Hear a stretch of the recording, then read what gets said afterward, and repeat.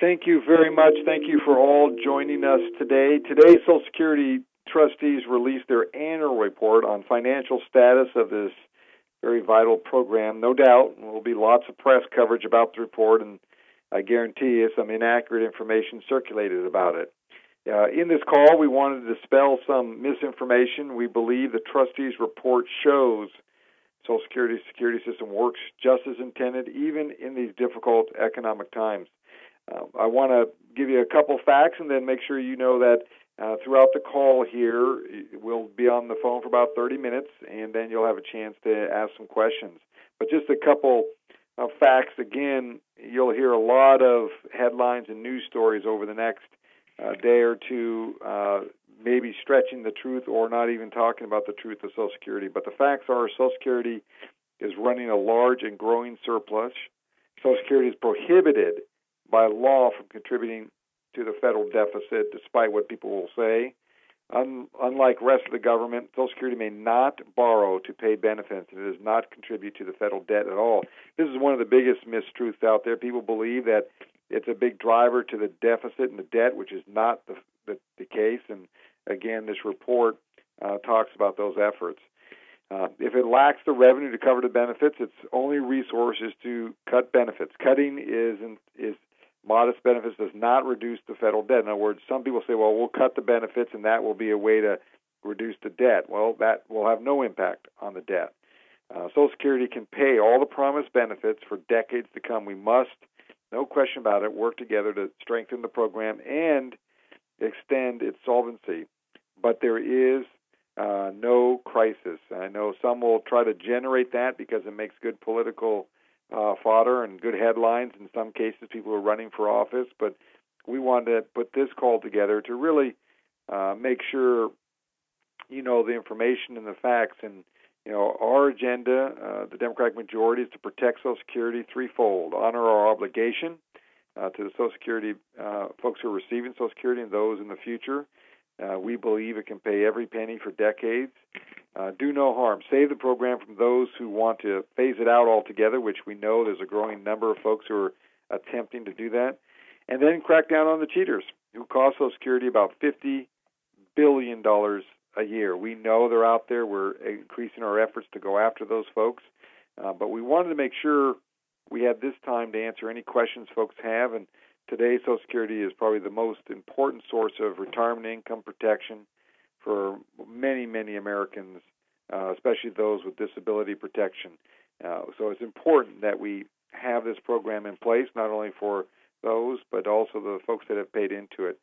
Let me end my comments. Again, this is Senator Mark Begich, and let me end my comments, and we'll hear from Eric Kingson, co-chair of Strengthening Social Security Campaign. Let me ask Eric to say some comments, then we'll both open up for any questions that folks might have.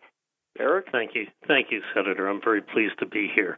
As the Senator said, I'm Eric Kingson. I co-chair with Nancy Altman the Strengthen Social Security Campaign. We're a coalition of 320 organizations across our country, including most of the nation's major unions, women's, disability, aging, and civil rights organizations.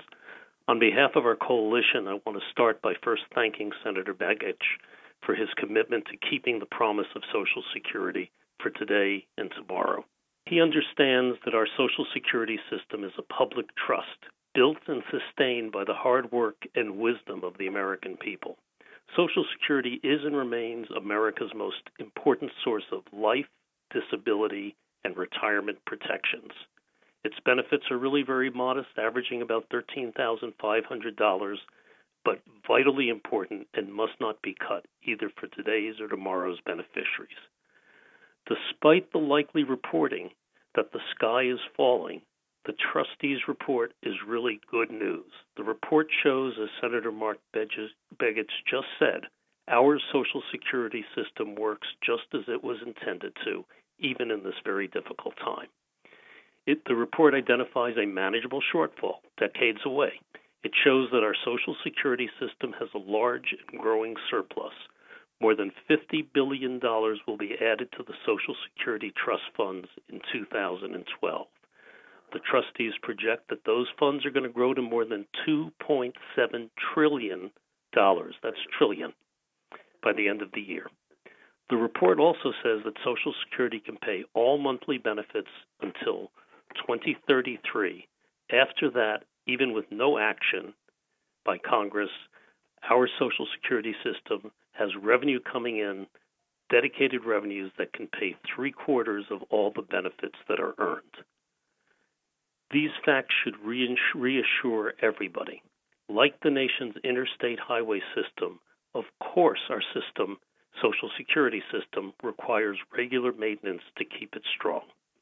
There are many ways to do this.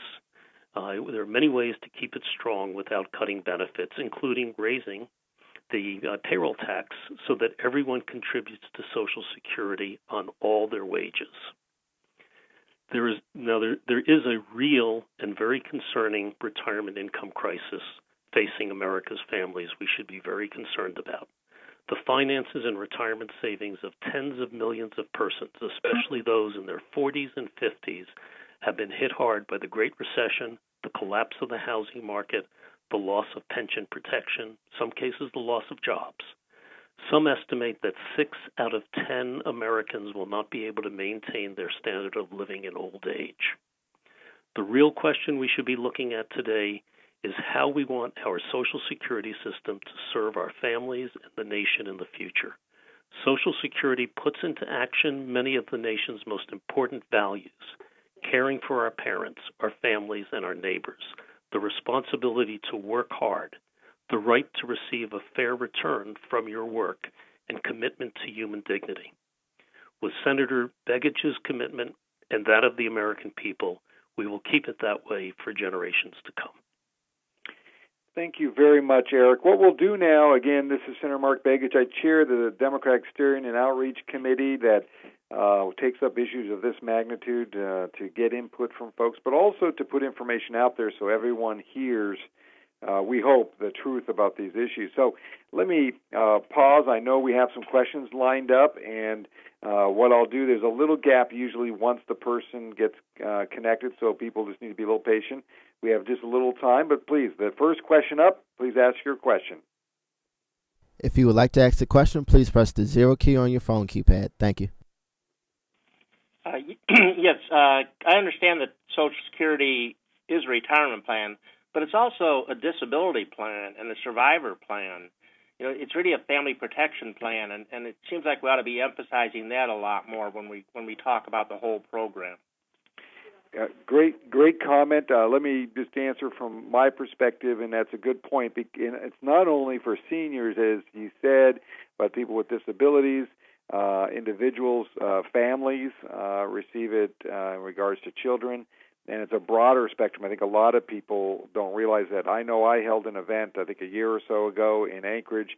It was a great event because we highlighted not just the seniors, but others who are impacted by Social Security in a positive way. So good point. That is something we can do a little more focus on as we get our message out there. Thank you very much. Next question or comment? Next, we'll have Connie from Florida. Connie. I was wondering if for some reason we lose the election in November and they talk about privatizing it, what's that going to do to us? Hopefully it's not going to happen.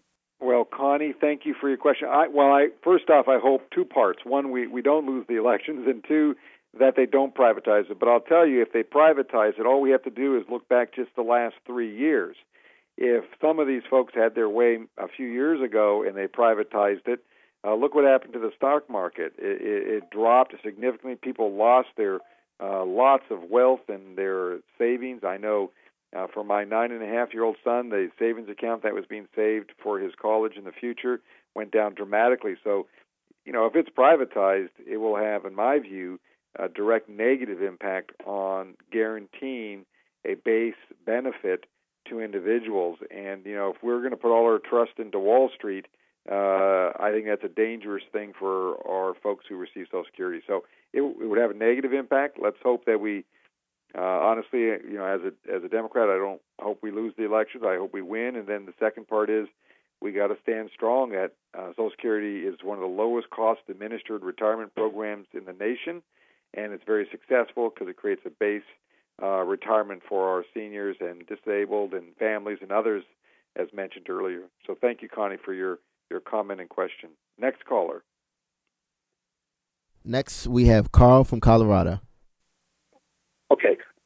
My first question is, it seems to me back in history, some monies were borrowed from the Social Security Fund by the federal government. If that is true, has that money been paid back? Why don't you ask both of them? I'll try to answer both of them then at the same time, Carl. The second question, today on CNN, there was a big headline, Social Security is in trouble. And my concern is that in these days, media continues to give the public misinformation. Yes. Carl, let me try to answer both of those. First, you're absolutely right. That's why we're doing this call within a short time after the report came out, because we want to make sure that people start hearing the right information, the facts, and you'll see us aggressive about this. So first off, it's not in trouble. As Eric laid out, as I laid out, do we have challenges in the far future? Yes, we do. And we should be thinking about them now. And I think there's many of us who are on that path. Second, there is money borrowed out, but it's obligated through Treasury notes to be paid back. And that's an obligation. They have to pay it just like they'd pay if you own any savings bonds. It's the same kind of analysis, that it's a debt and obligation of the federal government, must be paid. And I'll be very frank with you, if Social Security doesn't get its debts paid back by the federal government, we got a lot more to worry about than just that, I guarantee you. But it is obligated, it's required, and just again, if you have savings bonds, I have savings bonds, and those are required to be paid by the federal government. Eric, I don't know if you have any additional you want to add to that question before we go on to the next one. Yes, I think he answered the bond question very well. It's really hard to imagine the federal government making good on bonds to other nations and not making good on the bonds the American people essentially have earned and are held in trust in the Social Security Trust Fund. As far as what's really remarkable, I think you're absolutely correct, sir, that the press has been merciless in its poor coverage of Social Security, and yet, remarkably, the American people seem to understand this system is critical. And you can ask Americans, Tea Party members or union members, 70 to 80% are saying, don't cut it, and I understand this is not part of the federal deficit. So this system has a strong foundation in our society, but it is being eaten away at by misreports and misinformation, which is one reason I think this call is so important that the Senator is sponsoring. Thank you very much. Next question. Next, we'll have Dalton from Florida. I have asked a question that doesn't directly affect the Social Security, but it does in a way. What are we going to do to protect the poorest of the poor from being systematically, I have to say, murdered by the Republican Party for their lack of caring or empathy towards the poor? Well, let me say, I love the way you put that in a way, Dalton. Let me just say this. First off, I sit on the Budget Committee, and we're starting a process now. We've made it very clear. This effort by some on the other side of just going after and cutting the budget, because that's the only way they think they can balance the budget, is a misguided policy and a misguided approach. You cannot cut your way out of this. And then there's some who want to take certain things off the table. I sit on the Armed Services Committee. I'm a strong proponent of the military. I support the efforts they're doing, but I don't support waste and other things in the military, and I've offered many reductions. I think as we deal with this, the area we have to protect and the language we put into legislation last year on the budget issues was those programs that affect low income, those are folks that are struggling, that there would be minimal or no cuts to their certain programs, and it depends on the program. Because to be frank with you, in the last 2.5 years, the Republicans have taken a hatchet toward those programs that help support those that are in a lower income strata. So I think the key here is that, there's no there's not a lot of room left in discretionary spending cuts, and that's where we got to hold back, and we got to deal with some revenues here. And as you know, we've supported efforts to raise the revenue off of people who make $1 million or more. We've suggested other ideas because it's a question of fairness. When a company like General Electric 2 years ago made $3.5 or $3 billion net profit in this country and didn't pay 1 penny in federal taxes is unacceptable. People who make money in this country should pay their fair share. It does not mean that we should penalize people for being prosperous and successful. I'm a small businesswoman. My wife is a small businesswoman. I'm a small businessman. We've been lucky and successful. We're happy to pay our share because that's what America is built on. But we shouldn't have people who make a lot of money and pay nothing for what they benefit from this country. So I think there's multiple avenues, but your message is becoming louder and louder, and I think this election cycle is going to show that. Senator, may I add one thing? Oh, sure, Eric, go ahead. Yes, which is that one of the very important things we need to do is protect Social Security, too. The system provides broad protection to the middle class, keeping many people out of poverty. Without Social Security, nearly half of seniors today would be in poverty. And we're talking about a modest system, but it's most critically important for low-income people because it's preventative and it also helps lift some people whose incomes already are in poverty. So, and it does that while still being a system like our public schools that are available and involved and helpful to the whole country. Very good. Next question. Next, we'll have Irene from Massachusetts. Yes, I have two things I'd like to talk about. The first is, when are we going to start educating the American people that this is not an entitlement? They keep saying it's entitlement, like we're getting something for nothing. This is money we've paid into it. And the second thing you've already touched on is to raise the cap on FICA.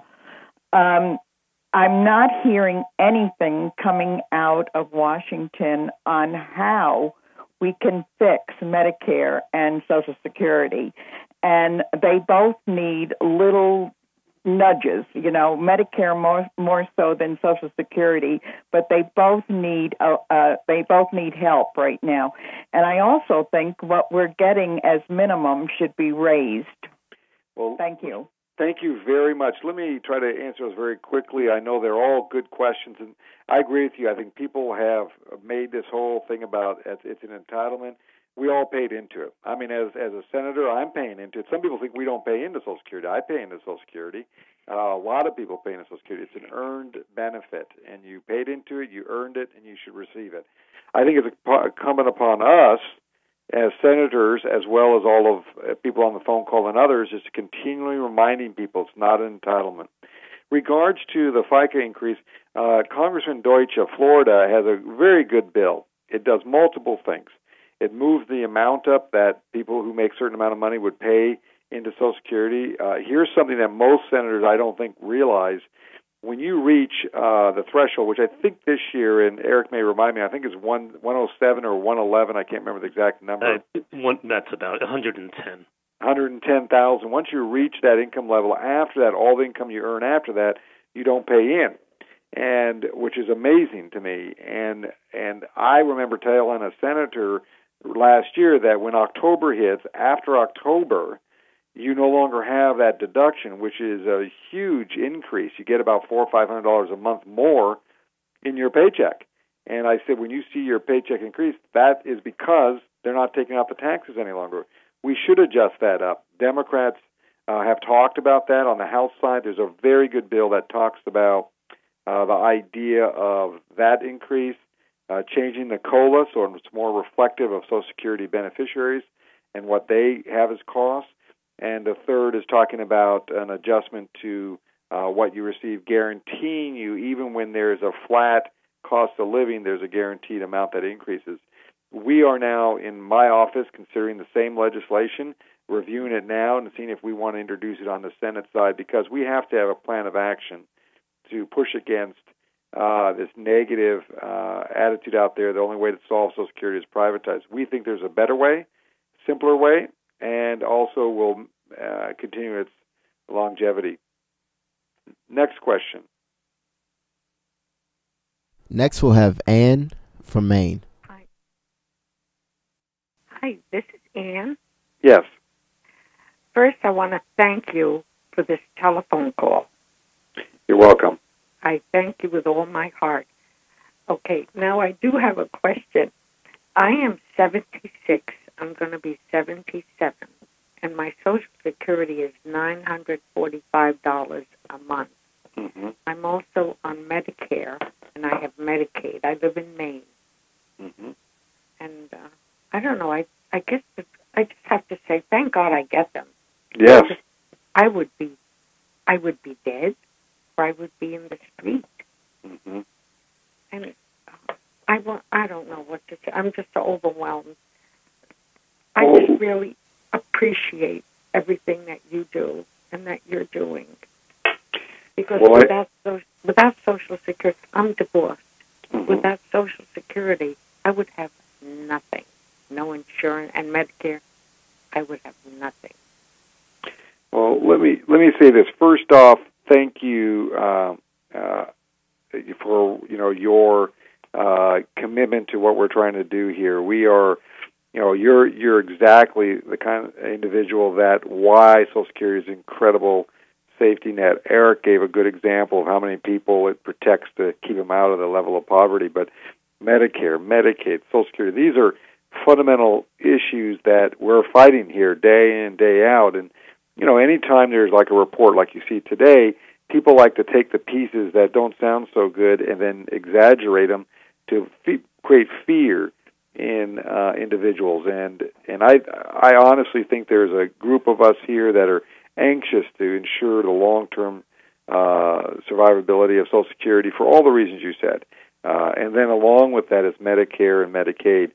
We're fighting hard back here, but I will tell you, it feels like we're going upstream and the water's coming hard on us, but we're anxious to keep plowing through it because we know we're doing it for the right reasons, and you are an example of that. So thank you for acknowledging that, and we'll just keep on plowing through the field. We have time for a couple more quick questions, please. We have John from Indiana. Yes, thank you, Senator, for having this robocall. You bet. My question is, does any part of the payroll tax cut involve Social Security tax contributions? Yes, the last 2 years, and there's a lot of, I will be frank with you, a lot of heartburn over this. The last 2 years is directly about Social Security benefits, or not benefits, but payroll tax deduction. And this is the last year. There's been a strong commitment that we will not do this form of payroll tax reduction again.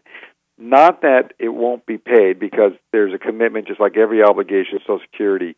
When we don't collect that money from the individual taxpayer, then the general government has to pay it. So that's a commitment that's been made for the last 2 years, that that's going to happen and has been happening. But a lot of us are concerned if it continues beyond this year, then what will happen in the future, because it's a general obligation requirement. So we're very aggressive, and it's pretty clear that this is the last time this will happen. If we do anything in the future, it will be a payroll tax credit, which doesn't go against the Social Security payments.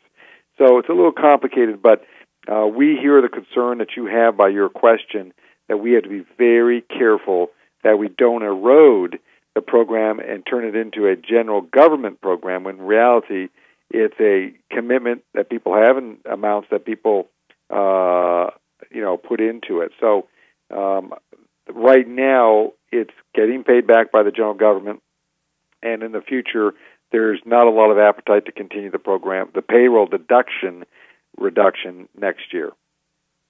I don't know if, Eric, did I make that make sense? I think that was an excellent response.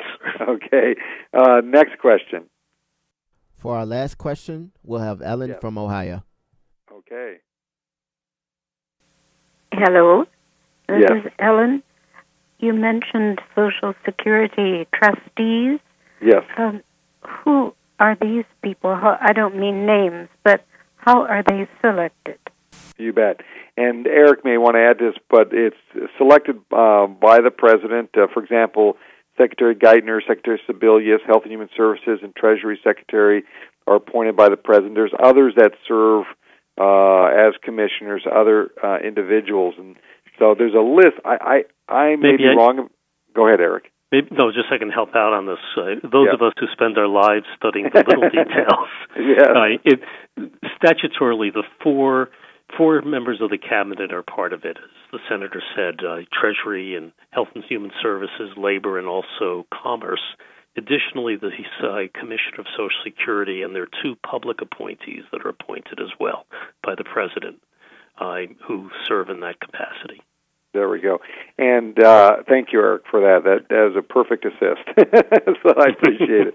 Well, let me first say to all the people who have called in, and we couldn't get to everyone. We usually have a pretty tight schedule, but we wanted to make sure you knew the information as this report comes out.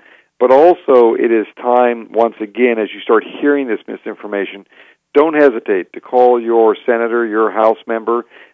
Make sure they know what your views are, what you think about this.